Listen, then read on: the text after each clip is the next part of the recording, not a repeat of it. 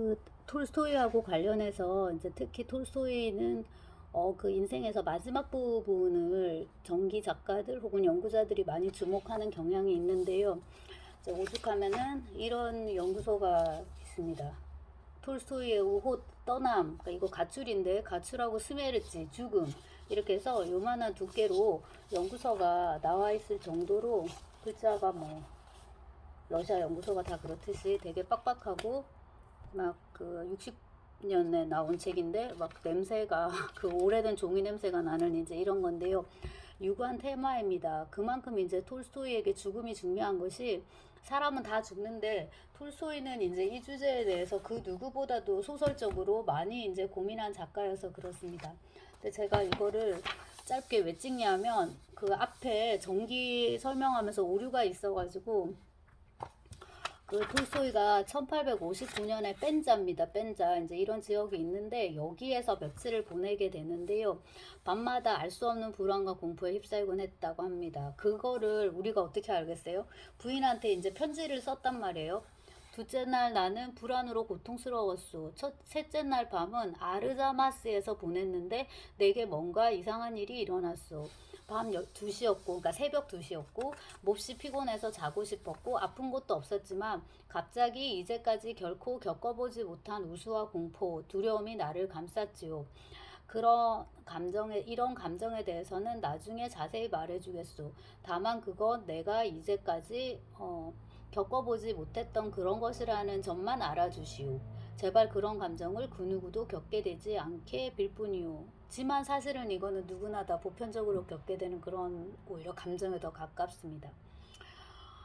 나는 항상 내 속에 갇혀 자신에 대해 괴로워한다. 자, 여기 나는 그대로 있다. 나는 나 자신이 지겹기만 하다. 잠도 오지 않고 괴롭기만 하다. 이렇게 되게 이제 괴로워했나 봐요. 근데 이제 이런 엄청난 공포감을 느끼는데 그 내 앞에 뭐가 나타난 겁니까? 바로 이제 내가 죽음이다. 이제 이러면서 그 나타났단 말이에요. 이게 이제 아르자마스에서 보냈는데, 그러니까는 그 여관인데요. 호텔인데, 아르자마스에서 이 처음으로 이런 불안과 공포를 느꼈다고 해가지고 아르자마스의 공포라고 이제 하는 겁니다.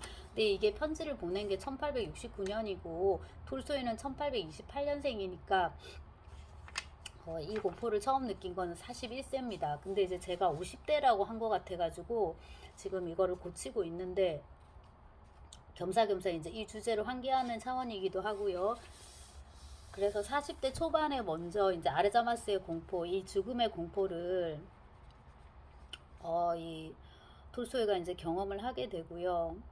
1886년에 이반 일리치의 죽음이라는 작품을 쓰게 됩니다. 그러니까 이게 이제 58세인데 시간이 꽤 지났어요. 근데 제가 왜 50대를 기억을 했을까 생각을 해보니까 톨스토이가 1880년에 참회록을 완성하게 되거든요. 이때 이제 톨스토이가 28년생이니까 막 이제 52세, 그러니까 50대 초반 정도 되는데 여기 그 참회록의 죽음에 대한 공포라든가 이런 게 되게 크거든요. 그래서 아주 큰 오류는 아닌데 이제 겸사겸사 그거를 이제 염두에 두시면 될 것 같고 그 다음에 이제 그 죽음이라는 소재를 본격 이제 탐구한 책인데요. 되게 얇은데 이게 러시아에서는 이거는 진짜 단편 혹은 뽀베스티 중편 정도로 부르는 건데요. 워낙에 이제 소설이 그 좋고 완결도가 높고 주제도 좋고요. 죽음인데 이제 죽음이라는 현상을 통해서 죽음의 과정을 통해서 삶을 조망한다. 이제 이런 설정인데 그 톨스토이는 죽음의 순간이 아니라 죽어감의 과정을 그린다라고 했는데 이게 딱 그래요. 그래서 요즘식으로 이거는 얘기를 하자면은 정말로 이제 전조 증상, 그 암투버들 많이 쓰는 뭐 루게릭병이나 이런 힘든 지금 병을 앓고 계시는 분들 유튜브 많이 하시잖아요. 보면 이제 맨 처음에 보통 얘기하는 게 전조 증상을 다 얘기를 하더라고. 이런 게 있었다. 여기 똑같아요. 이반 일리치도. 그 다음에 이제 의사를 찾아가게 되죠. 그리고 검사, 그 다음에 진단, 그 다음에 이제 투병인 거죠. 그리고 치료도 한번 해볼 수 있나 최대한 해보고, 이거 이제 19세기니까 약물밖에 없는데 뭐 요즘 같으면은 각종 약물 치료를 비롯해서 뭐 수술이나 재활이나 항암이나 뭐 방사선 이런 것들 다 하고, 그 다음에 이제 마지막에는 그 운명하고 타협하는 어떤 과정, 죽음을 받아들이는 과정인데, 요즘 같으면 이제 뭐 호스피스 병동이나 뭐 요양원이나 뭐 가정 그 뭐 간호 이런 것도 있겠지만 좀 드문 것 같고요. 여기는 이제 집에서 죽어요. 귀족이니까. 귀족의 준하는 이제 법관이거든요. 판사란 말이에요. 그래서 이제 그 아내하고 딸하고 아들이 있는데, 그들은 이제 이렇게 뭐라 해야 되나, 관리를 해주고, 이제 그 간병인이 있죠. 하인들이 이제 번갈아 하면서 이렇게 보고, 그 다음에 이제 의사가 왕진을 하는 건데, 좀 전에 읽은 도스옙스키의 그 크로트카야, 온순한 여자에서 한번 의사가 왕진을 하고 가면 심루불이 든다라고 나오는데, 톨스토이 소설이니까는 아마 공 한두 개는 더 붙는 그런 왕진료를 받는 고급한 의사가 오지 않았을까 싶어요. 아무튼 이제 여기서도 드러나지만 그런 놈이나 이런 놈이나 다 죽는다는 것이 똑같다는 건데요. 이 소설의 묘미는 뭐냐면, 여사에서 이반 일리치가 죽어요. 그래서 이제 마지막 장면에 결국엔 이제 너가 왔구나 해갖고 이제 죽는다 해가지고 죽는 건데, 이거는 뭐야, 죽기 전에 되게 이제 죽음 대신 빛이 있었다. 그걸 바로 이거에, 아, 이렇게 기쁠 수가. 이래서 이제 마지막에 되게 이제 그 이반 일리치가 기뻐하면서 삶의 어떤 진실을 깨닫고, 그 다음에 이제 지금까지는 되게 증오했단 말이에요. 나는 이렇게 아파 죽어가는데 니네들 이렇게 잘 살고 있어. 막 그런 식의 막 질투와 분노에 되게 사로잡혀 있었는데, 뭐 등등등 하고 이제 죽게 됐단 말이에요. 잘 죽었는데요. 이 소설의 구성적인 묘미는, 1장을 그 죽음 이후로 이제 잡아가지고 시작을 한다는 거죠. 그러니까 처음에 시작을 할 때 커다란 법원 건물이고, 이제 사람들이 휴정 시간에 막 떠드는 거예요. 그 판사 뭐 이런 검사 이런 법관들이 떠들면서 이반 일리치가 사망했다는군요. 기사를 보십시오 하고 이제 부고를 읽는 거예요. 근데 이제 그가 아프다는 거는 다 알았고, 그 다음에 이제 이반 일리치랑 가장 가까운 친구, 이건 심지어 이제 대학 동기이기도 한데, 회사 동료이기도 하고, 그는 이제 또 뭡니까, 병문안이 아니라 문상을 가요. 그래가지고 이제 그 미망인을 만나기도 하고, 이제 이런 것들. 그래서 죽고 난 이후에 다른 사람들의 모습을 이제 비추는데, 그게 굉장히 세속적이고 범속한 모습, 사교계의 모습을 비춰요. 되게 그 죽음의 사회학적인 측면, 그것도 이제 톨스토이는 다루고 있는데, 이게 우리가 도스옙스키 소설에서는 절대 볼 수 없는 어떤 장면인 거죠.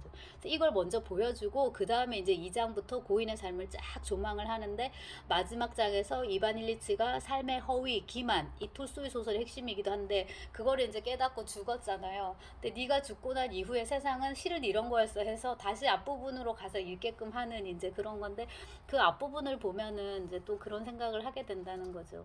같이 이제 죽을 운명인데, 그 시간차라는 게 사실은 굉장히 유의미한 거잖아요.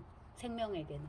그러니까 죽는다는 거는 공통점이지만, 어쩌면 그렇기 때문에 이제 하루라도 더, 1시간이라도 더, 1초라도 더 이제 이렇게 되고요.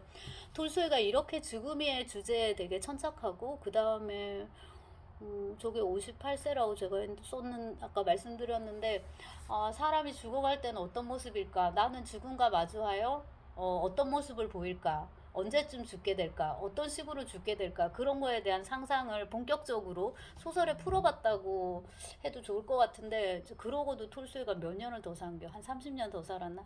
아무튼 대단하다는 생각이 들고, 그렇게 이제 죽음에 대해서 집중적으로 사유할 수 있기까지는 되게 역설인데, 일단은 건강해야 된다라는 게 있고요.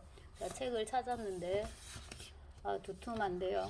자, 이렇게 천재와 광기라는 이제 책이었고, 예하라는 출판사에서 이게 나왔는데, 이게 아마 제가 되게 어릴 때 산 책일 거예요. 근데 이제 여기 그 츠바이크가, 아마 이 책 자체는 편집된 책이 아닐까 싶은데, 아니다. 이게 원제가 이건가 봐요. 천재와 광기. 제가 독일어로 베껴 써놨네요. 아니. 천재와 광기는 아마 부제일 거고, 바움 마이스터 데아벨트, 그러니까 세 개의 거장들, 아마 이건 그 편집본일 수도 있는데요. 아무튼 이제 보면은 발자크, 디킨스, 도스옙스키를 한 덩어리로 묶고요. 그 다음에 헬덜린, 크라이스트, 니체를 또 한 덩어리로 묶고요. 카사노바, 스탕달, 톨스토이를 한 덩어리로 이렇게 묶어가지고 쭉 썼는데, 도스옙스키하고 톨스토이를 전격적으로 비교하는 책은 아니에요. 근데 이제 워낙에 츠바이크 전기를 잘 써가지고 제가 지금 츠바이크 책을 다 갖고 있지는 않는데 베르사유의 장미 마리 앙뚜아네트 그것도 되게 제가 평가할 건 아니고 되게 어릴 때 재밌게 읽은 책이고 그 다음에 이제 발자크 평전은 최고의 진짜 평전으로 기억이 되는데요. 아무튼 여기서도 이제 도스토옙스키 톨스토이에 대해서 다 잘 썼어요. 다 잘 썼고 다 재밌게 읽었는데 특히 이제 톨스토이와 관련해서 이 츠바이크가 톨스토이의 건강을 되게 강조를 했었거든요. 톨스토이와 관련해서. 그러면서 이제 그 사람이 톨스토이가 이러저러한 이제 주제에 이렇게 보다 더 집중할 수 있었던 거는 이제 그것 때문이었을 아마 그게 토대가 됐기 때문이었을 거다라고 이제 말하는 게 있는데 이게 참 역설적인 대목 중에 하나입니다. 본인이 되게 건강하고 죽음이 어떻게 보면은 한동안 자기 머릿속에 떠오르지 않았기 때문에 아주 사소한 거에도 이제 흔들릴 수 있는 거죠. 아, 내가 정말 죽을 수 있겠다 이렇게. 근데 이제 반면에 너무 큰 어떤 덩어리를 경험한 거예요. 예컨대 도스토옙스키는 문자 그대로 죽다 살아났단 말이에요. 아니면 이제 뭐 갑자기 생각나는 호세 카레라스 이런 그 테너 같으면 비교적 젊었을 때 그 혈액암, 림프종을 알았던 걸로 알고 있습니다. 백혈병인가 아무튼 그런 종류의 병을 알았는데 사실 그게 옛날 같으면 정말 죽는 병이었을 텐데 요즘도 힘든 병인데 죽다 살아났잖아요. 그러니까 오히려 이제 그런 식으로 과격하게 한번 죽음의 체험을 한 사람은 뭐라 해야 될까? 더 강해진다고 해야 될까? 이판사판이 된다고 해야 되나? 그래서 이제 그 주제는 오히려 또 밀어두는 게 있는데 톨스토이는 이제 그렇지 않고 정면 승부로 이제 가는 거죠. 그게 그러니까 역설적으로 토대가 그것이었을 거고 또 엄마의 이른 죽음 이제 이런 것도 있었겠지만은 이 츠바이크 얘기가 더 맞지 않을까 하는 생각이 들고요.